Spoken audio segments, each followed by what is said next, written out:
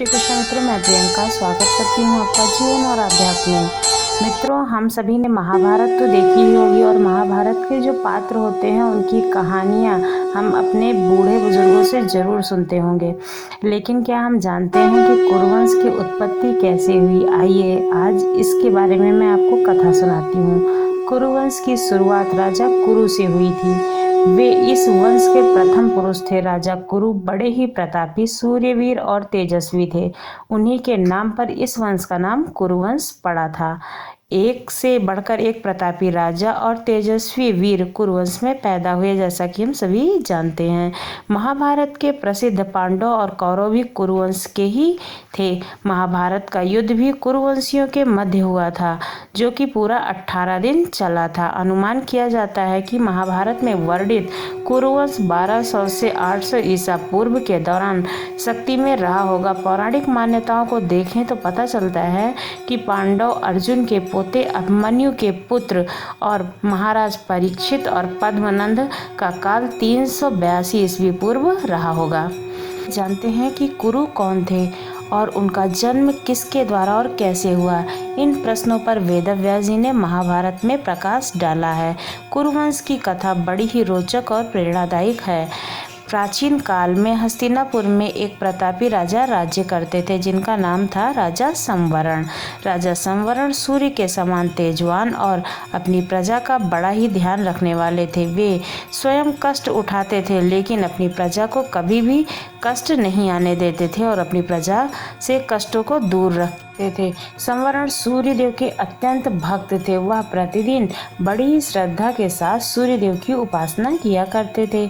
जब तक सूर्यदेव की उपासना नहीं कर लेते थे, वो अपने मुंह में अन्न और जल का एक भी दाना नहीं उतारते थे।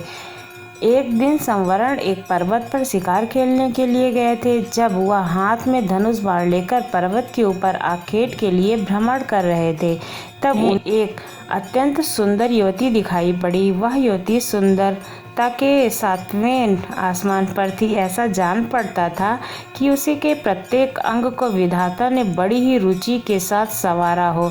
संवरण ने आज तक ऐसी सुंदर युवती कभी नहीं देखी थी। संवरण मन को मोह लेने वाली उस युवती पर आसक्त हो गए।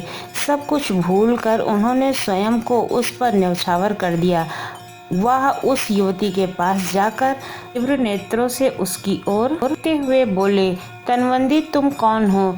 तुम देवी हो, गंधर्व हो या किन्नर हो? तुम्हें देखकर मेरा चित्त चंचल हो उठा है। तुम मेरे साथ गंधर्व विवाह करके सुख भोग करोगी क्या? किंतु उस युवती ने संवरण की बातों का कुछ भी उत्तर नहीं दिया। वह कुछ क्षणों तक संवरण की ओर देखती रही, फिर अदृश्य हो गई। युवती के अदृश्य हो जाने पर संवरण अत्यंत व्याकुल हो गए। वह धनुष बाण फेंककर उन्मत्तों की भांति विलाप करने लगे, सुंदरी, तुम कहाँ चली गई? जिस प्रकार सूर्य के बिना कमल मुरझा जाता है, उसी प्रकार जल के बिना पौधा भी मुरझा जाता है। उसी तरह से तुम्हारे बिना मैं जीवित नहीं रह सकता हूँ। तुम्हारे सौंदर्य ने मेरा मन मोह लिया है। तुम प्रकट होकर मुझे बताओ कि तुम कौन हो और तुम्हें किस प्रकार मैं पा सकता हूँ। संवरण की ऐसी अवस्था और व्याकुल देखकर वह युवती पुनः प्रकट हुई। वह संवरण की ओर देखती हुई बोली, राजन, मैं स्वयं आप पर मुग्ध हूँ, किंतु मैं अपने पिता की आज्ञा के वश में हूँ। मैं सूर्यदेव की पुत्री हूँ। मेरा नाम तापसी है। जब तक मेरे पिता आज्ञा नहीं देंगे, मैं आपके साथ विवाह नहीं कर सकती हूँ। यदि आपको मुझे पाना है तो मेरे पिता को प्रसन्न करना होगा। वह युवती अपने कथन को समाप्त करती हुई पुनः अदृश्य हो गई। संवरण पुनः उन्मत्तों की भांति विलाप करने लगे। वह अकुलित होकर पृथ्वी पर गिर गए और तापसी तापसी की पुकार से पर्वत को ध्वनि करने लगे। संवरण तापसी को पुकारते पुकारते धरती पर गिरकर बेहोश हो गए। जब उनकी न वापस आई तो उन्हें पुनः तापसी का स्मरण हो गया। उन्हें तापसी का यह कथन स्मरण हुआ कि यदि मुझे पाना चाहते हो तो मेरे पिता सूर्यदेव को प्रसन्न करो। उनकी आज्ञा के बिना मैं आपसे विवाह नहीं कर सकती हूँ। संवरण की रंगों में विद्युत की तरंग सी दौड़ गई। वह मन ही मन सोचने लगे कि तापसी को पाने के लिए सूर्यदेव की आराधना करेंगे। उन्हें प्रसन्न करने में सब कुछ भूल जाएंगे। संवरण सूर्यदेव की आराधना करने लगे।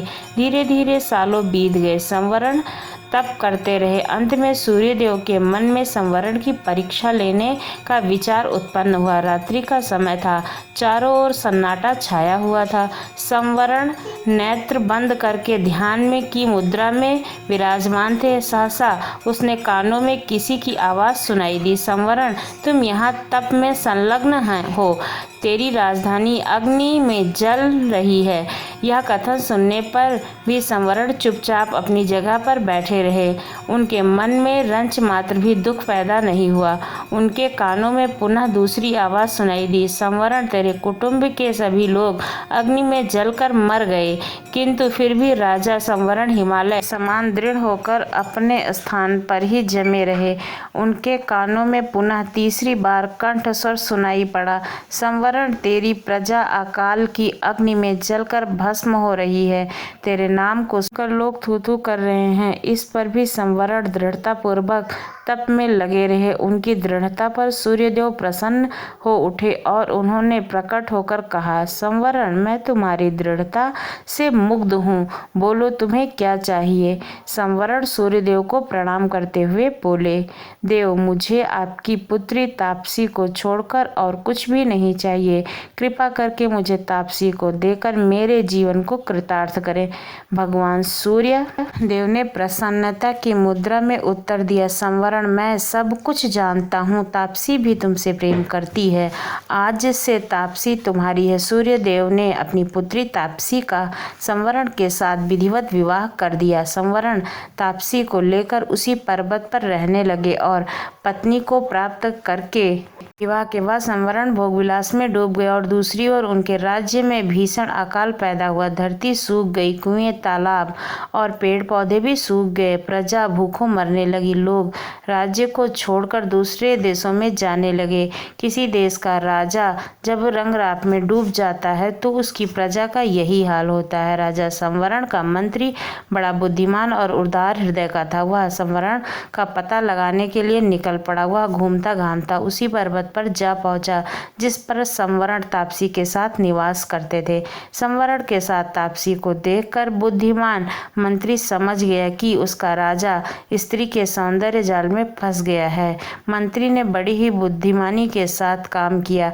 उसने संवरण को घटना के जाल से छुड़ाने के लिए अकाल की अग्नि में जलते हुए मनुष्यों का चित्र बनाया। वह उस चित्र को लेकर संवरण के सामने उपस्थित हुआ।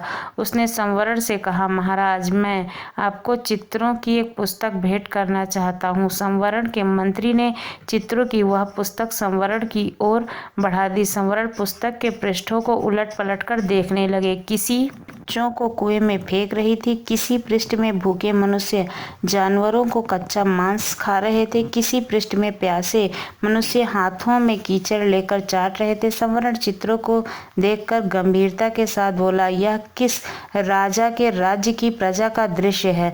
मंत्री ने बहुत ही धीमे और प्रभावपूर्ण स्वर से उत्तर दिया, उस राजा का नाम संवरण है। यह सुनकर संवरण चकित हो उठा। वह विस्मय भरी दृष्टि से मंत्री की ओर देखने लगा। मंत्री पुनः अपने ढंग से बोला, मैं सच कह रहा हूँ महाराज, यह आपकी ही प्रजा का दृश्य है। प्रजा भूखों मर रही है, चारों ओर हाहाकार मचा हुआ है। राज्य में न अन्न है न जल, धरती की छाती फट गई है। महाराज, वृक्ष भी आपको पुकारते पुकारते सूख गए हैं। मंत्री के मुख से अपने राज्य और प्रजा का यह हाल सुनकर संवरण का हृदय कांप उठा। वह उठकर खड़ा हो गया और बोला, मेरी प्रजा का यह हाल है और मैं यहाँ मद में पड़ा हुआ हूँ, मुझे धिक्कार है। मंत्री, मैं आपका कृतज्ञ हूँ, आपने मुझे जगाकर बहुत अच्छा किया। संवरण तापसी के साथ अपनी राजधानी पहुंचा। उसने राजधानी में पहुंचते ही जोरों की वर्षा प्रारंभ हो गई। सूखी हुई पृथ्वी हरियाली से ढक गई। अकाल दूर हो गया। प्रजा सुख और शांति के साथ जीवन व्यतीत करने लगी। वह संवरण को परमात्मा और तापसी को देवी मानकर दोनों की पूजा करने लगे। कुछ समय पश्चात संवरण और तापसी से एक पुत्र का जन्म हुआ जिसका नाम था कुरु। कुरु भी अपने माता पिता के समान प्रतापी और पुण्य आत्मा थे। आगे चलकर उनके नाम से ही उनके वंश का नाम कुरुवंश हुआ और इस तरह से कुरुवंश का प्रारंभ हुआ। अभी कुरुवंश के जन्म की कथा अब समाप्त होती है। इसके आगे की कथा देखने के लिए हमारे चैनल को ज़रूर सब्सक्राइब करें। जैसे कि मैं आप लोगों के समक्ष महाभारत के आगे की कथा सुना पाऊँ। धन्यवाद। कर्म करे किस्मत बने।